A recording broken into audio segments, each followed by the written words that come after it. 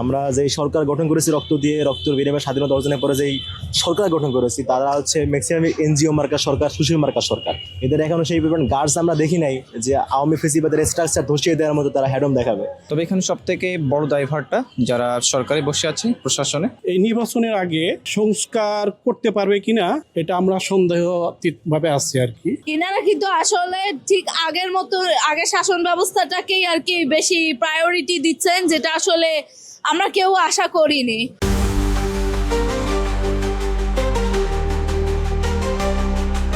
প্রথমত আসলে পুরোপুরি ফ্যাসিবাদ কাঠামোটা বিলোপ করতে পারেনি। অবশ্যই ফ্যাসিবাদ কাঠামোটা বিলোপ করতে হলে অনেক সময় প্রয়োজন। জুলাইয়ের যে আন্দোলনের যে স্পৃহাটা একেবারে কমে যাও, যদি স্পৃহাটা আরো অনেক দিন ধরে রাখতাম তাহলে আমাদের এই আন্দোলনটা অনেক দূর চলে যেত, প্রথম কথা। দ্বিতীয় কথা হচ্ছে ডক্টর মোহাম্মদ ইউনূস প্রধান উপদেষ্টা, উনি অনেক চেষ্টা করছেন, কিন্তু আসলে ওনার যে বাকি উপদেষ্টাগণ যেমন পররাষ্ট্র উপদেষ্টা বা অন্যান্য উপদেষ্টাগণ, ইনারা কিন্তু আসলে ঠিক আগের মতো আগে শাসন ব্যবস্থাটাকেই আর কি বেশি প্রায়োরিটি দিচ্ছেন, যেটা আসলে আমরা কেউ আশা করিনি নতুন বাংলাদেশের একজন জনগণ হিসেবে।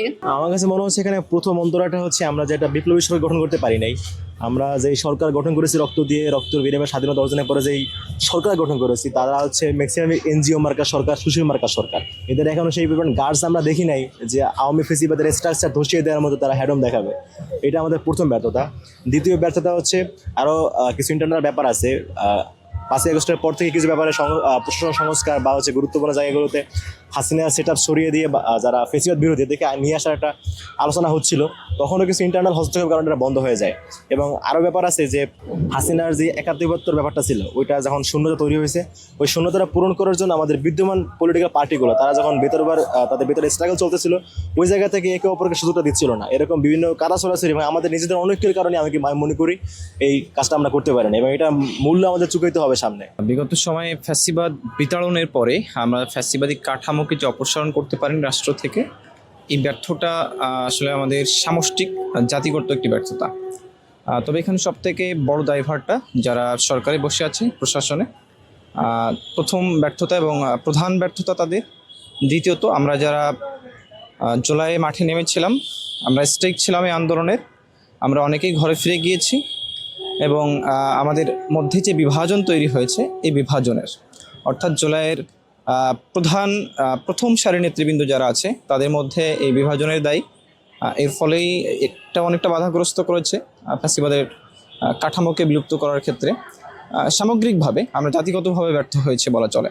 দেখুন, নির্বাচন একটা অবশ্যম্ভাবী বিষয়। নির্বাচন তো অবশ্যই হতেই হবে। কাঠামো আমরা অপসারণ করতে পারিনি, বিলুপ্ত করতে পারিনি, এটা আমাদের ব্যর্থতা। কিন্তু এই ব্যর্থতাকে মেনে নিয়েই এবং এই ব্যর্থতা সফলতায় রূপ দেওয়ার প্রতিজ্ঞা নিয়ে আমাদেরকে সামনের দিকে অগ্রসর হতে হবে, নির্বাচনমুখী হতে হবে, নির্বাচিত একটি সরকার নিয়ে আসতে হবে। অন্যথা গণতন্ত্র আরও বেশি ক্ষতিগ্রস্ত হবে এবং আমাদের যেই জাতীয় সার্বভৌমত্ব সেটা ক্ষতিগ্রস্তের আশঙ্কা আমরা করছি। নির্বাচনের জন্য তো নির্বাচন কমিশন আছে, তাই না? আর নির্বাচন কমিশন তো অলরেডি ডিক্লারেশন দিয়ে দিচ্ছে যে ফেব্রুয়ারিতে নির্বাচন হবে। তো আমরা চাচ্ছি মানে সাধারণ জনগণ এবং যারা ভুক্তভোগী তারা চাচ্ছে যে আগে বিচার হোক, বিচার, তারপরে মানে সব কিছু সংস্কার হওয়ার পরে নির্বাচন। কিন্তু এখন এই নির্বাচনের আগে সংস্কার করতে পারবে কিনা এটা আমরা সন্দেহাতীতভাবে আছি আর কি, যে সংস্কার হবে কিনা নির্বাচনের আগে। বিলুপ্ত তো হয়নি এখনো, কারণ ফ্যাসিবাদের যে দোসররা এখনও সক্রিয়, বাংলাদেশে এখনও সক্রিয় এবং তারা ভারতে যে বিভিন্ন কূটকৌশল অ্যাপ্লাই করতেছে ভারত থেকে এবং এখনও সক্রিয় আছে এই বাংলাদেশের মাটিতে।